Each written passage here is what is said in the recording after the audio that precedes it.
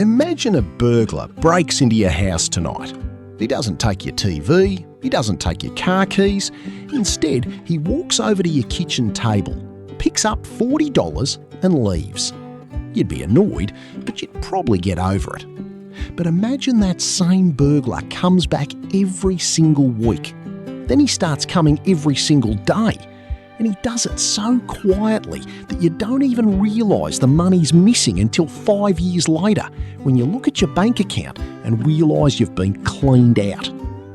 In Australia, right now, if you're sitting on $100,000 in a standard savings account or a term deposit, you are being robbed in slow motion. The burglars aren't wearing masks. They are wearing expensive suits in the head offices of the Big Four banks and the government buildings in Canberra. They have convinced you that keeping your cash in the bank is the safe move. They have told you that after 40 years of hard yakka, you should sleep easy knowing your money is tucked away in a vault. It is a lie. And it is a lie that is designed to keep the banks rich and keep you on the treadmill. By the end of this video, I am going to show you the brutal mathematical proof of why a $100,000 bank balance is a massive mistake for any Aussie over 50. We are going to look at the inflation thief, the ATO interest trap, and the absolute disaster that is the Centrelink deeming rate. But most importantly, I am going to show you how to move that money into a defensive fortress where the government can't touch it. Because in 2026, being safe is the riskiest move you can make. Let's start with the most obvious predator, inflation. We've all seen it at the checkout. You go to Woolies or Coles to buy a bag of groceries that used to cost $50 and now it's $80. You pay your home insurance bill and it's jumped 20% in 12 months. Inflation is the silent thief that eats the value of your money while you sleep. If you have $100,000 in the bank and inflation is running at just 4%, your money loses $4,000 of purchasing power every single year.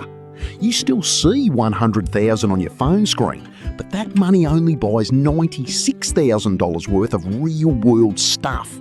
In 10 years, your $100,000 will have the buying power of about $65,000. You worked for $100,000, but the system decided you only deserve $65,000. The banks love this.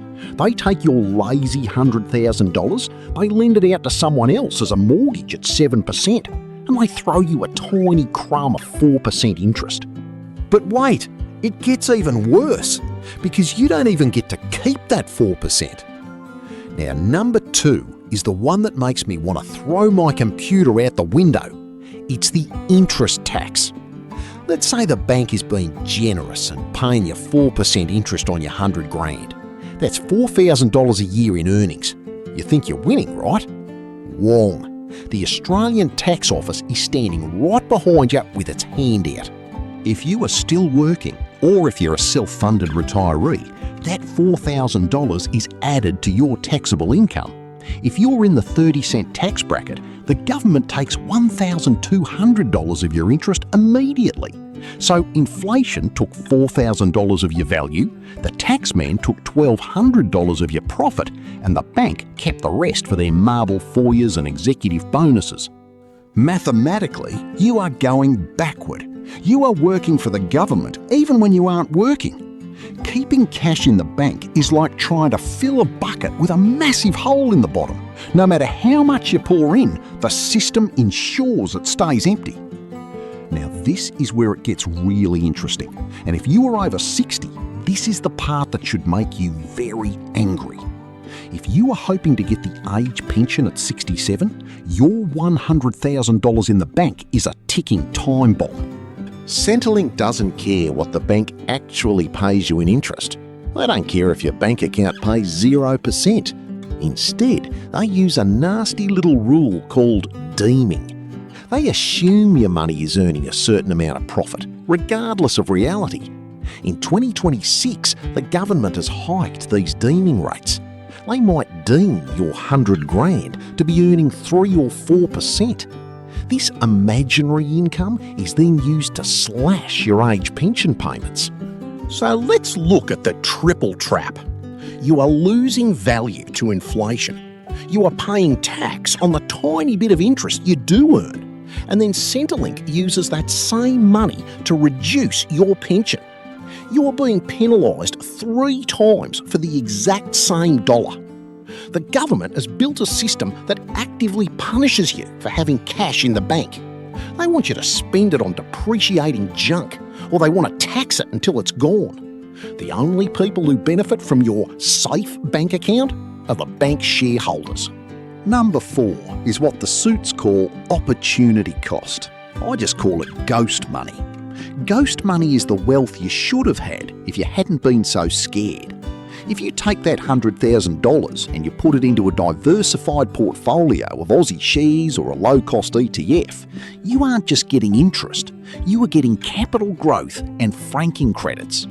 Historically, the Aussie market returns about 8 or 9% over the long term.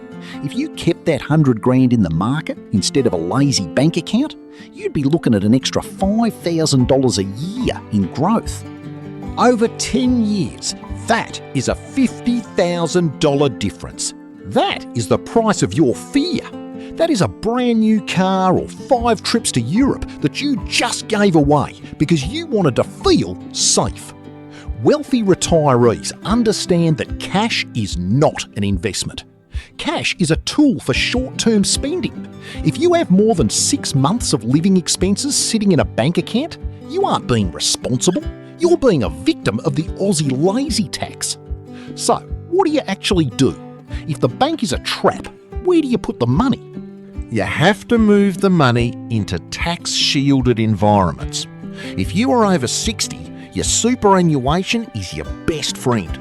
Moving that $100,000 into a tax-free pension account inside your super instantly kills the ATO interest tax. It turns a taxable asset into a tax-free income stream. If you still have a mortgage, that $100,000 should be sitting in an offset account. Saving 6% interest on a loan is mathematically identical to earning 6% interest tax-free. It is the single best investment an Aussie can make. If the house is paid off and your super is healthy, you look at hard assets, bricks, mortar or high-quality shares, things that grow faster than the cost of a litre of milk. You have to stop thinking like a saver and start thinking like an owner. Savers get slaughtered by inflation. Owners get rich from it. The banks and the government rely on your common sense. They know that your parents taught you to save your money in the bank. They know that you find the stock market scary and the tax law confusing. They bank on your confusion, literally. But the common sense of 1980 is the financial ruin of 2026. You cannot afford to be a good little saver anymore. The system is too greedy and inflation is too fast. You need to take that $100,000 and put it to work. Whether it's killing your debt, shielding it in super, or buying a piece of the Aussie economy through ETFs, do anything except leave it sitting in a bank account. Draw a line in the sand. Stop being the perfect citizen that the government loves to tax and start being the smart Aussie that the system can't catch. If this video gave you the wake-up call you needed to move your cash, do me a favour and hit that like button. It helps get this warning out to more Aussies who are currently being robbed in slow motion. Make sure you subscribe to the channel because we are here every week to pull back the curtain on these traps. And if you want to join our inner circle and get priority replies to your questions, click that join button right below. Let's build this community and sort out our finances together. I'm the Retired Aussie. Thanks for watching, keep your cash moving, and I'll see you in the next one.